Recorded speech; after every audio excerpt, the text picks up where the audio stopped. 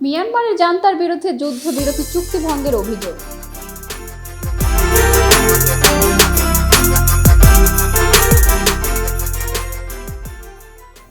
মিয়ানমারের জান্তা সরকার যুদ্ধবিরতি চুক্তি বারবার ভঙ্গ করছে বলে অভিযোগ তুলেছে দেশটির জাতিগত সশস্ত্র বিদ্রোহী গোষ্ঠীগুলোর জোট থ্রি ব্রাদারহুড অ্যালায়েন্স।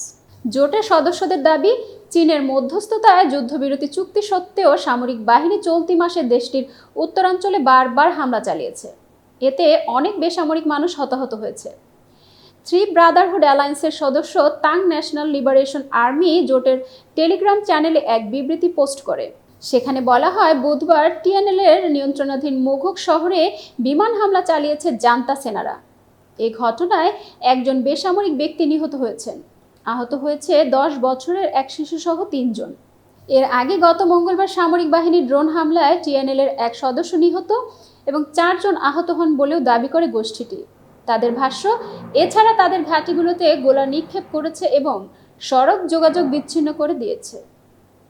এতক্ষণ বার্তা বৈঠকের সাথে থাকার জন্য ধন্যবাদ। নতুন নতুন তথ্য পেতে বার্তা বৈঠকের ইউটিউব চ্যানেল ও ফেসবুক পেজের সাথেই থাকুন।